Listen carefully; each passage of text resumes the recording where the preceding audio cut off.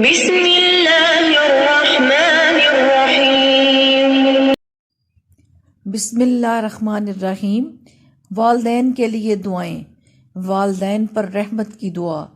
رب ارحمہما کما ربانی صغیرا، اے میرے رب ان دونوں پر رحم کر جیسا انہوں نے بچپن میں مجھے پالا۔ ابو مراح نے بیان کیا کہ ایک بار وہ ابو ہریرہ رضی اللہ عنہ کے ساتھ ان کے وطن العتیق گئے۔ جب ابو ہریرہ اپنے وطن پہنچے تو بڑی اونچی آواز میں کہا، اماں جان السلام علیکم ورحمۃ اللہ وبرکاتہ۔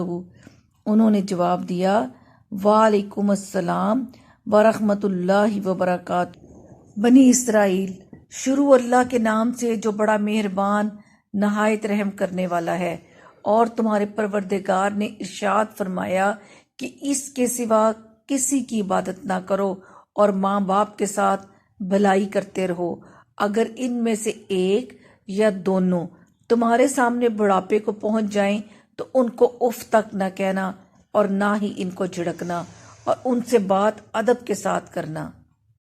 آقا کریم صلی اللہ علیہ وآلہ وسلم نے ارشاد فرمایا، دنیا کا زاہد یہ نہیں کہ آدمی حلال چیز کو اپنے اوپر حرام کر لے، اور نہ یہ ہے کہ اپنا مال تباہ کر دے۔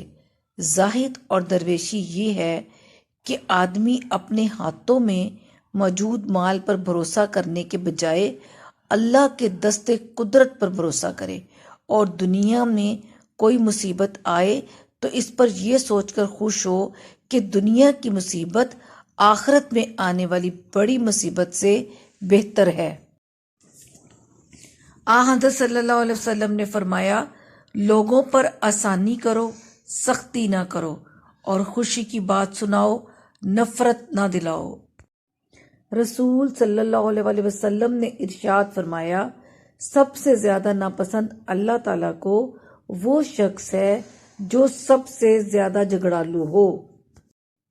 رسول صلی اللہ علیہ وآلہ وسلم نے ارشاد فرمایا، جو شخص ظالم کے ساتھ اس کی مدد کے لیے چلتا ہے حالانکہ وہ جانتا ہے کہ وہ ظالم ہے تو یقیناً وہ اسلام سے نکل جاتا ہے۔